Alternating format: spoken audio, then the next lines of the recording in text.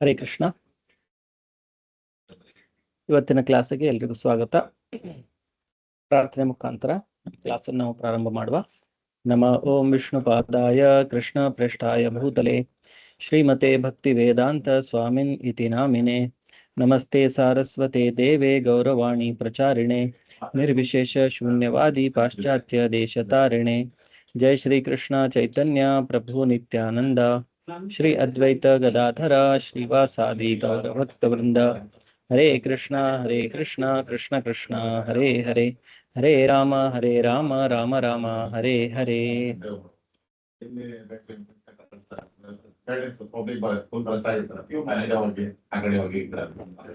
So ಇಲ್ಲಿವರೆಗೆ ನಾವು ಭಗವದ್ಗೀತಾ ಅಧ್ಯಾಯ 3 ನೋಡ್ತಾ ಇದ್ದೇವೆ, ಕರ್ಮಯೋಗ.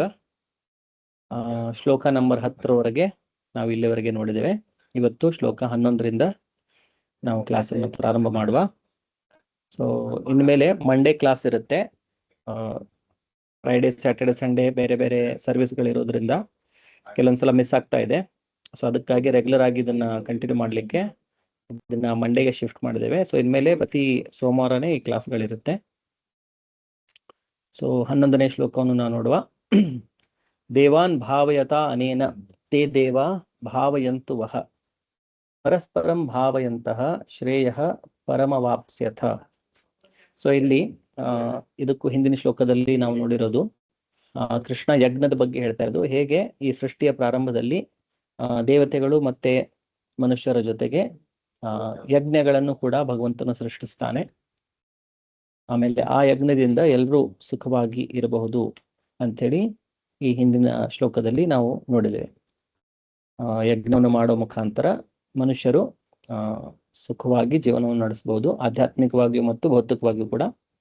ಸೊ ಅದೇ ಶ್ಲೋಕಗಳನ್ನು ಮುಂದುವರಿಸ್ತಾ ಇವತ್ತಿನ ಶ್ಲೋಕದಲ್ಲಿ ಕೃಷ್ಣ ಹೇಳ್ತಾ ಇರೋದು, ದೇವಾನ್ ಭಾವಯತ ಅನೇನ ತೇ ದೇವಾ ಭಾವಯಂತು ವಹ. ಈ ಯಜ್ಞಗಳಿಂದ ಸಂತುಷ್ಟರಾದ ದೇವತೆಗಳು ನಿಮ್ಮನ್ನು ಸಂತೋಷಪಡಿಸುತ್ತಾರೆ. ಸೊ ಬೇರೆ ಬೇರೆ ದೇವತೆಗಳಿಗೆ ಯಜ್ಞಗಳು, ಅದರ ವರ್ಣನೆ ಇದೆ ವೇದಗಳಲ್ಲಿ. ಸೊ ಬೇರೆ ಬೇರೆ ದೇವತೆಗಳಿಗೆ ಆ ಯಜ್ಞಗಳಿದ್ರು ಕೂಡ ಆ ಯಜ್ಞಗಳಲ್ಲಿ ಯಜ್ಞ ಪುರುಷ ಅಥವಾ ಯಾರ ಸಂತೋಷಕ್ಕಾಗಿ ಆ ಯಜ್ಞ ಮಾಡ್ತಾ ಇದ್ದೇವೆ ಎಲ್ಲದರಲ್ಲೂ ವಿಷ್ಣುವನ್ನು ಆ ಯಜ್ಞದ ಅಧಿಪತಿ ಅಂತ ಹೇಳಿ ಸ್ಥಾಪನೆ ಮಾಡಿರ್ತಾರೆ. ಇಂದ್ರನಿಗೆ ಯಜ್ಞ ಮಾಡಿದ್ರು ಅದರಲ್ಲಿ ವಿಷ್ಣುವೇ ಆ ಯಜ್ಞದ ಅಧಿಪತಿ. ಬೇರೆ ಯಾವುದೇ ದೇವತೆ, ಸೂರ್ಯನಿಗೆ ಯಜ್ಞ ಮಾಡ್ಲಿ, ಚಂದ್ರನಿಗೆ ಯಜ್ಞ ಮಾಡ್ಲಿ, ಅಥವಾ ಯಾವುದೇ ದೇವತೆಗಳಿಗೆ ಯಜ್ಞ ಮಾಡಿದ್ರು ಆ ಎಲ್ಲಾ ಯಜ್ಞಗಳಲ್ಲಿ ಆ ಯಜ್ಞಪತಿ ಅಥವಾ ಯಜ್ಞದ ಅಧಿದೇವತೆ ಯಾರು ಅಂದ್ರೆ ಅದನ್ನು ವಿಷ್ಣುವೇ ಆಗಿರುತ್ತಾರೆ. ಆಕ್ಚುಲಿ ಯಜ್ಞ ಮಾಡ್ತಾ ಇರೋದು ವಿಷ್ಣುವಿಗೆ, ಆದ್ರೆ ಈ ದೇವತೆಯ ಮುಖಾಂತರ ವಿಷ್ಣುವಿಗೆ ಆ ಯಜ್ಞವನ್ನು ಮಾಡಲಾಗ್ತಾ ಇದೆ. ಸೊ ಹೀಗೆ ಬೇರೆ ಬೇರೆ ದೇವತೆಗಳಿಗೆ ಬೇರೆ ಬೇರೆ ಯಜ್ಞಗಳ ರೆಕಮೆಂಡೇಶನ್ ವೇದಗಳಲ್ಲಿ ಇದ್ರೂ ಕೂಡ ಅಲ್ಟಿಮೇಟ್ಲಿ ಆ ಎಲ್ಲಾ ವೇದಗಳಿಂದ ಯಾರನ್ನು ಸಂತುಷ್ಟಪಡಿಸ್ಬೇಕಂತಂದ್ರೆ ಅದು ವಿಷ್ಣುವನ್ನು ಸಂತುಷ್ಟಪಡಿಸುವುದು. ಅದು ನಾವು ಮುಂದೆ ನೋಡ್ತೇವೆ. ಮುಂದಿನ ಶ್ಲೋಕಗಳಲ್ಲಿ ಕೃಷ್ಣ ಹೇಳುದು ಇದೇ ಅಧ್ಯಾಯದಲ್ಲಿ ಅದು ಬರುತ್ತೆ. ಮುಂದೆ ಬಂದಾಗ ನಾವು ಅದನ್ನು ನೋಡುವ. ಸೊ ಬೇರೆ ಬೇರೆ ದೇವತೆಗಳಿಗೆ ಈ ರೀತಿ ಯಜ್ಞಗಳನ್ನು ಮಾಡಿದಾಗ ದೇವತೆಗಳು ಸಂತುಷ್ಟರಾಗಿ ಅವರು ಮನುಷ್ಯರಿಗೂ ಕೂಡ ಅವರಿಗೆ ಬೇಕಾಗಿರುವಂತ ಎಲ್ಲಾ ಸೌಲಭ್ಯಗಳನ್ನು ಒದಗಿಸ್ಕೊಡ್ತಾರೆ. ಮಳೆ ಆಗಲಿ, ಬೆಳೆ ಆಗಲಿ, ಮತ್ತೆ ಮನುಷ್ಯರಿಗೆ ಈ ಭೂಮಿ ಮೇಲೆ ಬದುಕಲಿಕ್ಕೆ ಏನೇನು ಅವಶ್ಯಕತೆಗಳಿದೆ ಅದೆಲ್ಲ ಅವಶ್ಯಕತೆಗಳು ಪ್ರಕೃತಿಯ ಮುಖಾಂತರ ದೇವತೆಗಳು ಅವರಿಗೆ ಅದನ್ನೆಲ್ಲವನ್ನು ಸಪ್ಲೈ ಮಾಡ್ತಾರೆ. ಹೀಗೆ ಮನುಷ್ಯನ ಮತ್ತು ದೇವತೆಗಳ ಪರಸ್ಪರ ಸಹಕಾರದಿಂದ ಎಲ್ಲರಿಗೂ ಸಮೃದ್ಧಿ ಉಂಟಾಗುತ್ತದೆ. ಸೊ ಇದು ಮನುಷ್ಯರು ಮತ್ತು ದೇವತೆಗಳು ಅವರಿಬ್ಬರ ಮಧ್ಯೆ ಸಹಕಾರ. ಸೊ ಸಹಕಾರ ಹೇಗೆ ಅಂತಂತಂದ್ರೆ ಇವರು ಯಜ್ಞಗಳನ್ನು ಮಾಡ್ತಾರೆ, ಮನುಷ್ಯರು ಯಜ್ಞಗಳನ್ನು ಮಾಡ್ತಾರೆ, ದೇವತೆಗಳು ಅವರಿಗೆ ಬೇಕಾಗಿರುವಂತ ಎಲ್ಲಾ ಸಾಮಗ್ರಿಗಳನ್ನು ಅವರು ಪೂರೈಸ್ತಾರೆ. ಸೊ ಹೀಗೆ ಒಬ್ಬರಿಗೊಬ್ಬರು ಸಹಕಾರದಿಂದ ಸಮೃದ್ಧಿ ಉಂಟಾಗುತ್ತದೆ.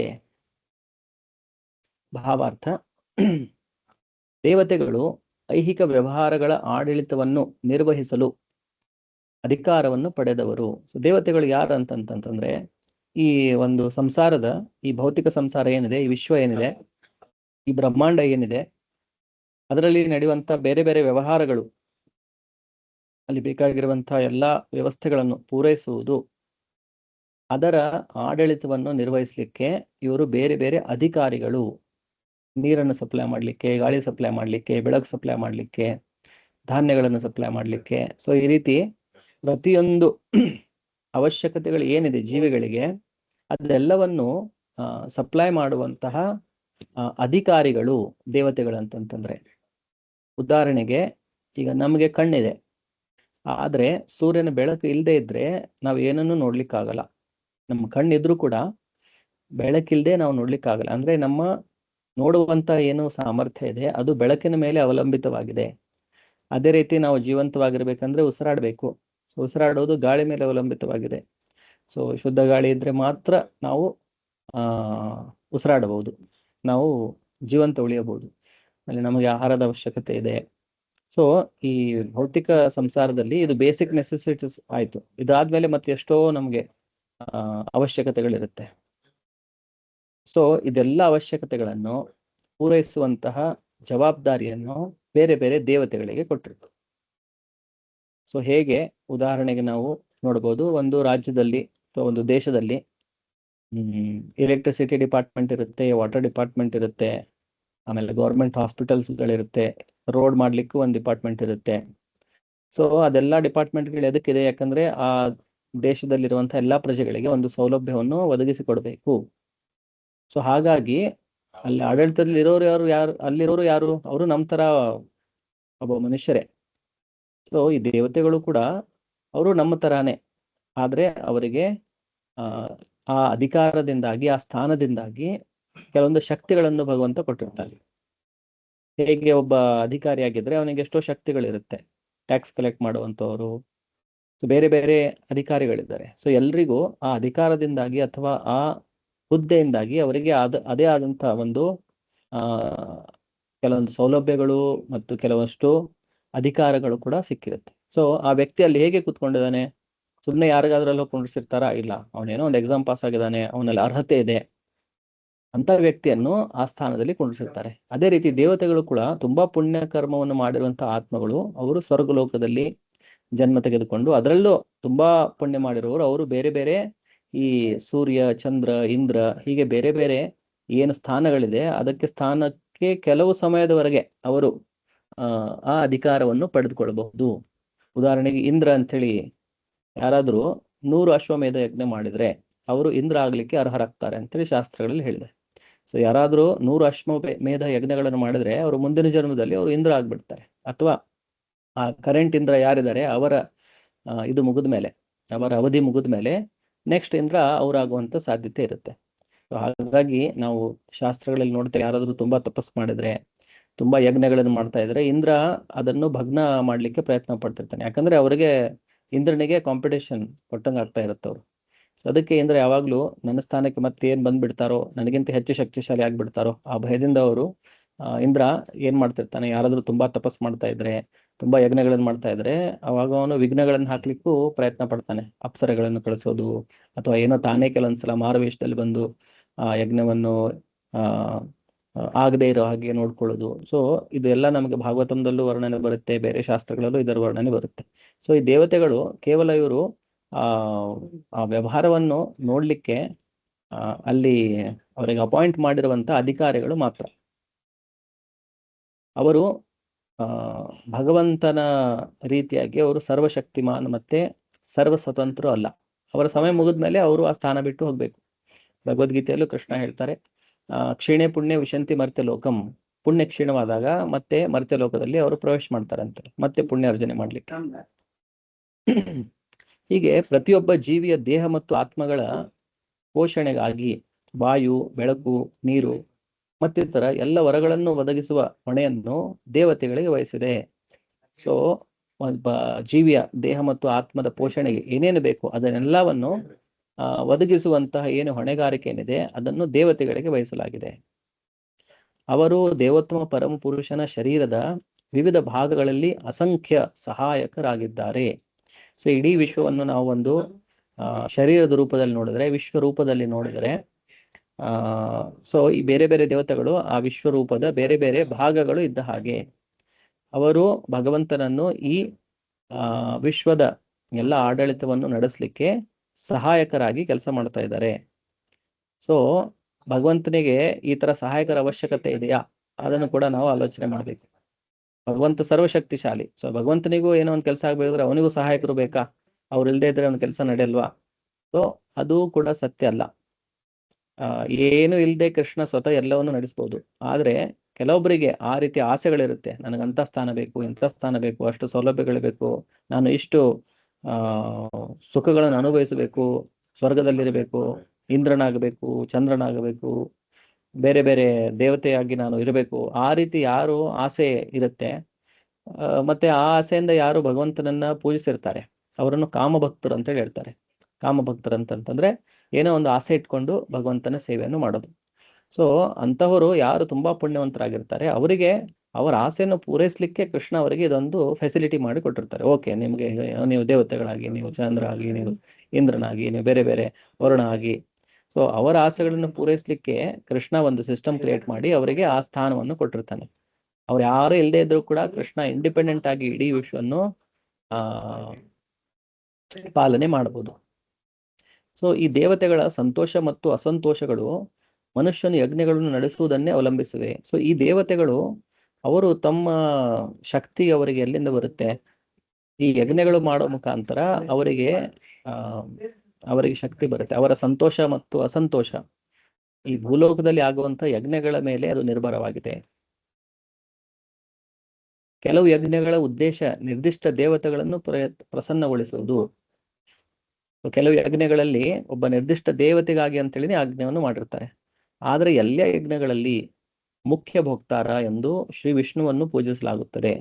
ಆದ್ರೆ ಎಲ್ಲ ಯಜ್ಞಗಳಲ್ಲಿ ಯಜ್ಞ ವಿಧಿ ಏನಿದೆ ಅದನ್ನು ನಾವು ನೋಡಿದ್ರೆ, ಅಥವಾ ಅವರು ಮಂತ್ರೋಚ್ಚಾರಣೆ ಏನ್ ಮಾಡ್ತಾರೆ ಅದನ್ನು ಕೇಳಿದ್ರೆ, ಎಲ್ಲದರಲ್ಲಿ ಅವರು ಫಸ್ಟ್ ವಿಷ್ಣುವನ್ನೇ ಅಲ್ಲಿ ಯಜ್ಞ ಭೋಕ್ತ ಅಂತೇಳಿ ಸ್ಥಾಪನೆ ಮಾಡಿ ಅದ್ರ ಜೊತೆಗೆ ಉಪಭೋಕ್ತ ರೂಪದಲ್ಲಿ ಬೇರೆ ದೇವತೆಗಳಿಗೂ ಕೂಡ ಅದನ್ನು ಯಜ್ಞಗಳಲ್ಲಿ ಆಹುತಿಗಳನ್ನು ಮಾಡ್ತಾರೆ. ಸೊ ಎಲ್ಲಾ ಯಜ್ಞಗಳಿಗೆ ಸರ್ವಯಜ್ಞಾನ ಭೋಕ್ತಾಚ ಪ್ರಭುರೇವಚ ಕೃಷ್ಣ ಭಗವದ್ಗೀತೆಯಲ್ಲಿ ಹೇಳ್ತಾರೆ. ಎಲ್ಲ ಯಜ್ಞಗಳಲ್ಲಿ ನಾನೇ ಭೋಕ್ತ ಅಂತೇಳಿ.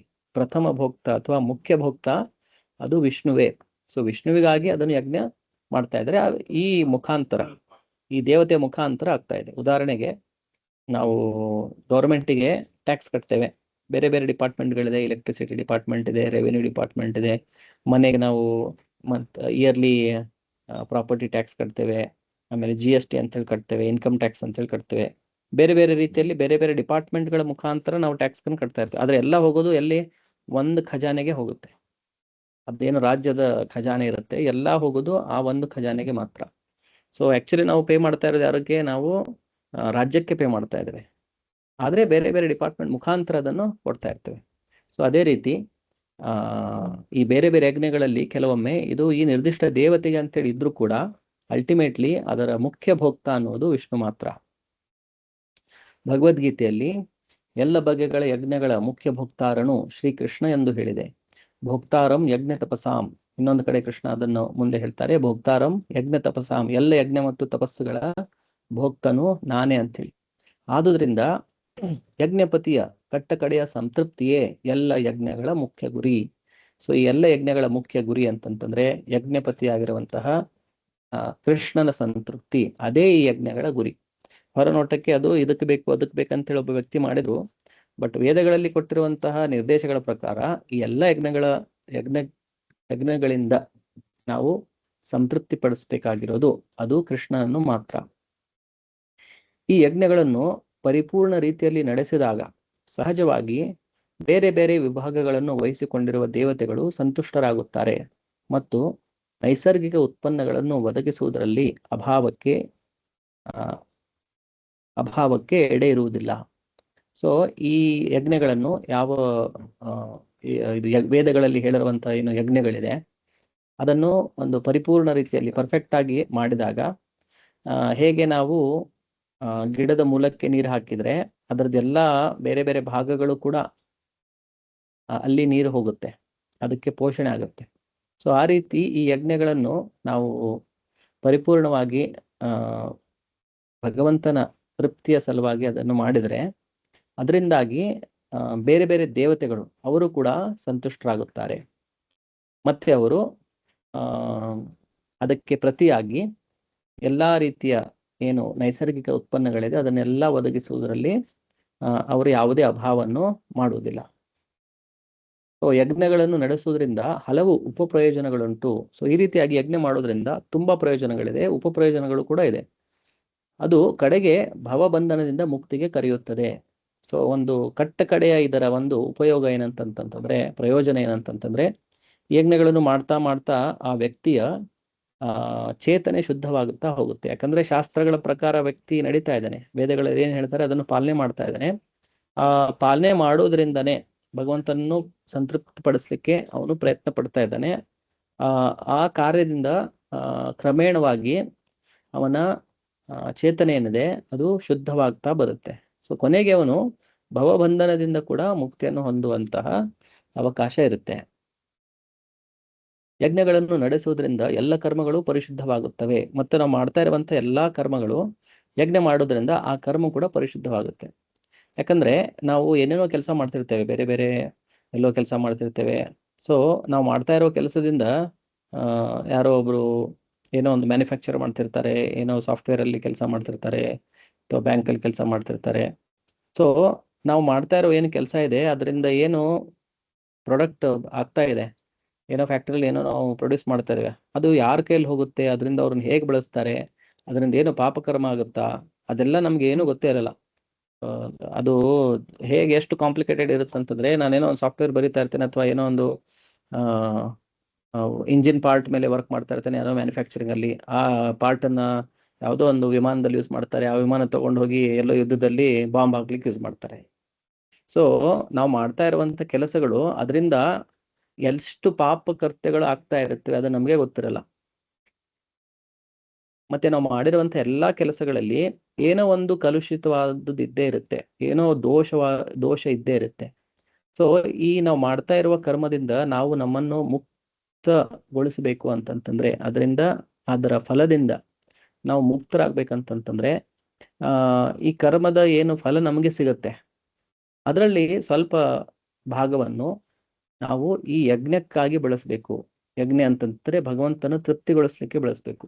ಸೊ ಹಾಗೆ ಮಾಡಿದಾಗ ಏನಾಗುತ್ತೆ, ನಾವು ಮಾಡಿರುವಂತಹ ಎಲ್ಲಾ ಕರ್ಮಗಳು ಪರಿಶುದ್ಧವಾಗುತ್ತವೆ. ಸೊ ನಾವು ಕರ್ಮ ಮಾಡ್ತೇವೆ, ಆ ಕರ್ಮದ ಫಲ ಏನ್ ಬರುತ್ತೆ, ಏನೋ ನಾವು ದುಡ್ಡು ಗಳಿಸ್ತೇವೆ, ಅದ್ರದ್ದು ಒಂದು ಫಲ ಬರುತ್ತೆ.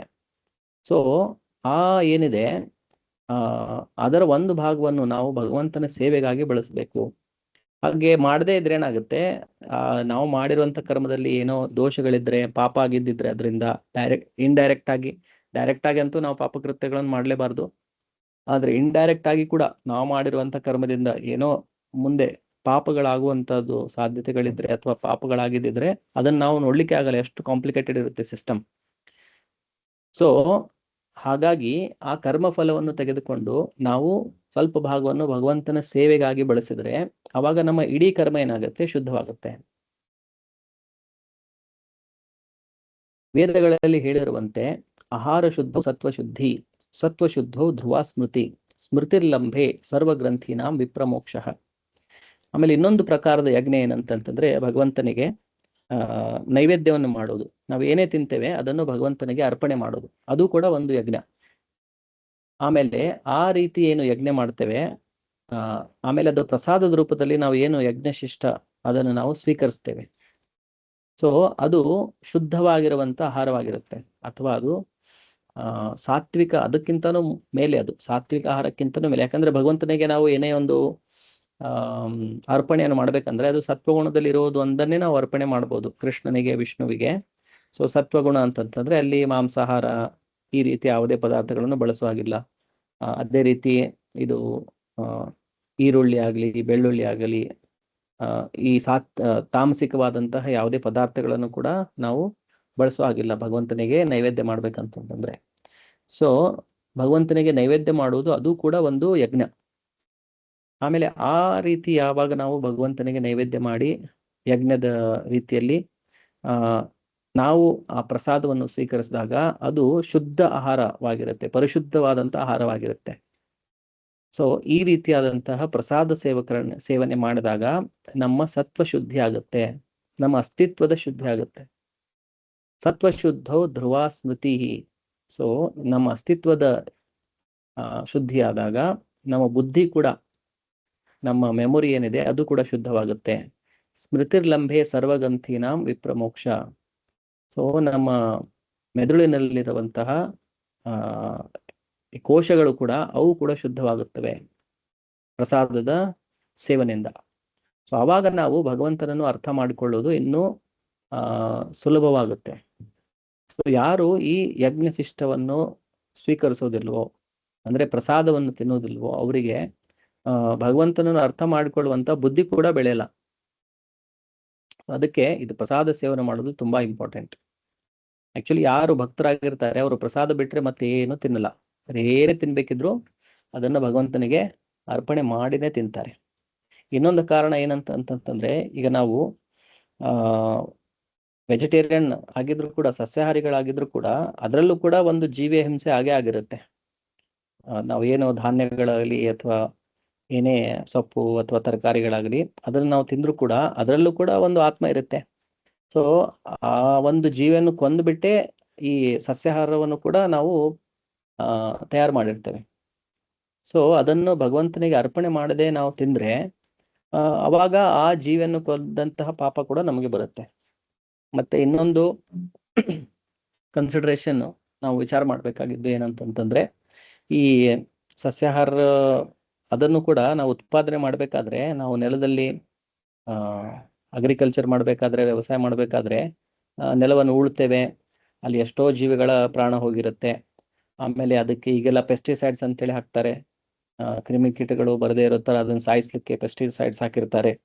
ಸೊ ಈ ಏನು ಆಹಾರ ವ್ಯವಸ್ಥೆ ಇದೆ ಅದು ಸಸ್ಯಾಹಾರವಾಗಿದ್ರು ಕೂಡ ಅದರಲ್ಲಿ ಎಷ್ಟೋ ಜೀವಿಗಳ ಕೊಲೆ ಆಗಿರುತ್ತೆ ಆ ಎಂಟೈರ್ ಚೈನ್ ಅಲ್ಲಿ, ಸ್ಟಾರ್ಟಿಂಗ್ ಇಂದ ಹಿಡಿದು ಎಂಡ್ ವರೆಗೆ. ಸೊ ಅದು ಸಸ್ಯಾಹಾರವಾಗಿದ್ರು ಕೂಡ ಅದರಲ್ಲಿ ಎಷ್ಟೋ ಜೀವಿಗಳ ಪ್ರಾಣದ ಹಾನಿಯಾಗಿರೋದ್ರಿಂದ ನಾವು ಅದನ್ನು ಕೃಷ್ಣನಿಗೆ ಅರ್ಪಣೆ ಮಾಡದೆ ಹಾಗೆ ತಿಂದ್ರೆ, ಸೊ ನಾವು ಅದೆಲ್ಲ ಜೀವಿಗಳ ಏನು ಪ್ರಾಣದ ಹಾನಿಯಾಗಿದೆ ಅದರದ್ದು ಪಾಪಕ್ಕೆ ನಾವು ಭಾಗಿಯಾಗ್ತೇವೆ. ಸೊ ಅದಕ್ಕಾಗಿ ಈ ಏನು ನಾವು ಅಡುಗೆಯನ್ನು ಮಾಡಿರ್ತೇವೆ ಸತ್ವಗುಣದ ಪದಾರ್ಥಗಳನ್ನು ತೆಗೆದುಕೊಂಡು, ಸೊ ಅದನ್ನು ನಾವು ಕೃಷ್ಣನಿಗೆ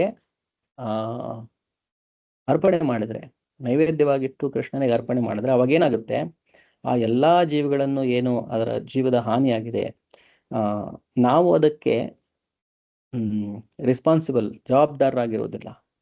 ಆಮೇಲೆ ಇನ್ನೊಂದು ಒಳ್ಳೇದು ಏನಾಗುತ್ತೆ ಅಂತಂತಂದ್ರೆ, ಸೊ ಇದರಲ್ಲಿ ಯಾವ್ಯಾವ ಜೀವಿಗಳ ಹಾನಿಯಾಗಿದೆ ಅವೆಲ್ಲದಕ್ಕೂ ಒಂದು ಒಳ್ಳೆ ಜನ್ಮ ಸಿಗುತ್ತೆ ನೆಕ್ಸ್ಟ್. ಯಾಕಂದ್ರೆ ಅದನ್ನೆಲ್ಲವನ್ನು ನಾವು ಕೃಷ್ಣನಿಗೆ ಬಳಸಿದ್ವಲ್ಲ, ಈ ಏನು ಪದಾರ್ಥಗಳನ್ನ ನಾವೆಲ್ಲ ತಗೊಂಡ್ ಬಂದಿದ್ದೇವೆ ಅದನ್ನೆಲ್ಲ ನಾವು ಕೃಷ್ಣನಿಗೆ ಅರ್ಪಣೆ ಮಾಡ್ಲಿಕ್ಕೆ ಬಳಸಿದ್ವಿ. ಸೊ ಅವಾಗ ಆ ಜೀವಿಗಳಿಗೂ ಕೂಡ ಒಂದು ಒಳ್ಳೆ ಶರೀರ ಸಿಗುತ್ತೆ. ಇಲ್ಲಂದ್ರೆ ಅವರು 84 ಲಕ್ಷ ಜೀವರಾಶಿಗಳಲ್ಲಿ ಸ್ಲೋ ಆಗಿ ಒಂದಾದ್ಮೇಲೆ ಹೋಗ್ತಾ ಇರ್ಬೇಕು. ಸೊ ಅವರಿಗೆಲ್ಲ ಇಮಿಡಿಯೇಟ್ ಆಗಿ ಮನುಷ್ಯ ಜನ್ಮ ಸಿಗುವಂತ ಸಾಧ್ಯತೆ ಕೂಡ ಇರುತ್ತೆ. ಸೊ ಈ ನೈವೇದ್ಯವನ್ನು ಮಾಡೋದ್ರಿಂದ ನಾವು ಆ ಜೀವಿಗಳಿಗೂ ಕೂಡ ಒಂದು ಉಪಕಾರ ಮಾಡ್ತಾ ಇದ್ದೇವೆ. ಆ ಆಹಾರ ವ್ಯವಸ್ಥೆಯಲ್ಲಿ ಯಾರ್ಯಾರ ಕೊಲೆ ಆಗಿದೆ ಅದ್ರ ಜೊತೆಗೆ ನಾವು ಕೂಡ ಎಲ್ಲಾ ಪಾಪದಿಂದ ಮುಕ್ತರಾಗ್ತೇವೆ. ಅದ್ರ ಜೊತೆಗೆ ನಮ್ಮ ಬುದ್ಧಿ ಕೂಡ ವಿಕಸಿತವಾಗುತ್ತೆ, ನಮ್ಮ ಮೆದುಳಿನ ಕೋಶಗಳು ಕೂಡ ಡೆವಲಪ್ ಆಗುತ್ತೆ, ಭಗವಂತನನ್ನು ಅರ್ಥ ಮಾಡ್ಕೊಳ್ಳಿಕ್ಕೆ ನಮ್ಗೆ ಇನ್ನೂ ಸುಲಭ ಆಗುತ್ತೆ. ಸೊ ಈ ಭಗವಂತನಿಗೆ ಏನು ನೈವೇದ್ಯ ಮಾಡೋದೇ ಇದು ತುಂಬಾ ತುಂಬಾ ಇಂಪಾರ್ಟೆಂಟ್. ಭಗವದ್ಗೀತೆಯಲ್ಲೂ ಕೃಷ್ಣ ನಾವು ಮುಂದೆ ನೋಡ್ತೇವೆ, ಯಾರು ಭಗವಂತನಿಗೆ ನೈವೇದ್ಯವನ್ನು ಮಾಡದೆ ಕೇವಲ ತಮ್ಮ ಹೊಟ್ಟೆಗಾಗಿ ಬಾಯಿ ರುಚಿಗಾಗಿ ಏನೋ ತಿಂತಾ ಇದ್ದಾರೆ, ಅವರು ಕೇವಲ ಪಾಪವನ್ನೇ ತಿಂತಾ ಇದ್ದಾರೆ ಅಂತೇಳಿ ಕೃಷ್ಣ ಭಗವದ್ಗೀತೆಯಲ್ಲಿ ಹೇಳ್ತಾರೆ. ಯಜ್ಞಶಿಷ್ಟ ಆಶೀನ ಸಂತೋ ಮುಚ್ಚಂತೆ ಸರ್ವ ಕಿಲ್ವಿಷಹಿ ಭುಂಜತೇತು ಅಘಂ ಪಾಪ ಏ ಪಚಂತಿ ಆತ್ಮ ಕಾರಣಾತ್. ಯಾರು ತಮ್ಮ ಸಲುವಾಗಿನೇ ಅಡುಗೆ ಮಾಡಿ ತಿಂತಾ ಇದ್ದಾರೆ ಅವರು ಕೇವಲ ಪಾಪವನ್ನೇ ತಿಂತಾ ಇದ್ದಾರೆ ಅಂತೇಳಿ ಕೃಷ್ಣ ಭಗವದ್ಗೀತೆಯಲ್ಲಿ ಮುಂದೆ ನಾವು ನೋಡ್ತೇವೆ. ಸೊ ಅದಕ್ಕಾಗಿ ಈ ನೈವೇದ್ಯ ಮಾಡೋದೇನಿದೆ ಅದು ತುಂಬಾ ಇಂಪಾರ್ಟೆಂಟ್ ಆಗಿರೋದು. ಸೊ ಯಾರಾದ್ರೂ ಇನ್ನೂವರೆಗೂ ಅದನ್ನ ಮಾಡದೇ ಇದ್ರೆ ಅವರು ಕೂಡ ಇದನ್ನ ಗಮನದಲ್ಲಿ ಇಟ್ಕೋಬೇಕು. ಸ್ಲೋ ಆಗಿ ಆದ್ರೂ ನಾವು ತಿನ್ನುವಂತ ಎಲ್ಲಾ ಏನು ಆಹಾರ ಇದೆ ಅದನ್ನೆಲ್ಲವನ್ನು ಭಗವಂತನಿಗೆ ನೈವೇದ್ಯ ಮಾಡಿನೇ ನಾವು ಪ್ರಸಾದದ ರೂಪದಲ್ಲಿನೇ ಸ್ವೀಕರಿಸಬೇಕು. ಯಜ್ಞಾಚರಣೆಯಿಂದ ಮನುಷ್ಯನ ಆಹಾರವು ಪವಿತ್ರವಾಗುತ್ತದೆ. ಪವಿತ್ರವಾದ ಆಹಾರವನ್ನು ಸೇವಿಸಿದ ಮನುಷ್ಯನ ಬದುಕೇ ಪವಿತ್ರವಾಗುತ್ತದೆ. ಬದುಕು ಪವಿತ್ರವಾದಾಗ ಸ್ಮೃತಿಯು ಪವಿತ್ರವಾಗುತ್ತದೆ. ಸ್ಮೃತಿಯು ಪವಿತ್ರವಾದಾಗ ಮನುಷ್ಯನು ಮೋಕ್ಷ ಮಾರ್ಗವನ್ನು ಕುರಿತು ಚಿಂತಿಸಬಹುದು. ಆವಾಗ ಮನುಷ್ಯನಿಗೆ ಮೋಕ್ಷ ಅಂದ್ರೆ ಏನು, ದೇವರಂದ್ರೆ ಯಾರು, ನಾನ್ಯಾರು, ಈ ಜಗತ್ತೇನು, ಜನ್ಮ ಮೃತ್ಯು ಏನಿದು, ಮೋಕ್ಷ ಅಂದ್ರೆ ಏನು, ನಾನು ಹೇಗೆ ಮೋಕ್ಷ ಇದೆಲ್ಲ ವಿಚಾರಗಳು ಅವಾಗ ಬರ್ಲಿಕ್ಕೆ ಶುರು ಆಗುತ್ತೆ. ಇವೆಲ್ಲವೂ ಸೇರಿ ಕೃಷ್ಣ ಪ್ರಜ್ಞೆಗೆ ಒಯ್ಯುತ್ತವೆ. ಸೊ ಇದೆಲ್ಲ ಸೇರಿ ಏನಾಗುತ್ತೆ, ಅದು ನಮ್ಮನ್ನ ಕೃಷ್ಣ ಪ್ರಜ್ಞೆಗೆ ಒಯ್ಯುತ್ತದೆ. ಇಂದಿನ ಸಮಾಜಕ್ಕೆ ಅತ್ಯಗತ್ಯವಾದದ್ದು ಕೃಷ್ಣ ಪ್ರಜ್ಞೆ, ಮತ್ತು ಈಗಿನ ಸಮಾಜಕ್ಕೆ ವಿಶೇಷವಾಗಿ ಕೃಷ್ಣ ಪ್ರಜ್ಞೆಯ ಅತ್ಯಂತ ಅವಶ್ಯಕತೆ ಇದೆ. ನಾವು ಹಿಂದಿನ ಯುಗಗಳನ್ನು ಕಂಪೇರ್ ಮಾಡಿದ್ರೆ ಕಲಿಯುಗದಲ್ಲಿ ಇದರ ಅವಶ್ಯಕತೆ ಇನ್ನೂ ಹೆಚ್ಚಾಗಿದೆ. ಯಾಕಂದ್ರೆ ಎಷ್ಟೋ ಜನ ಅವರಿಗೆ ಭಗವಂತನ ಬಗ್ಗೆ ಗೊತ್ತಿಲ್ಲ, ಕೇವಲ ಪ್ರಾಣಿಗಳ ತರ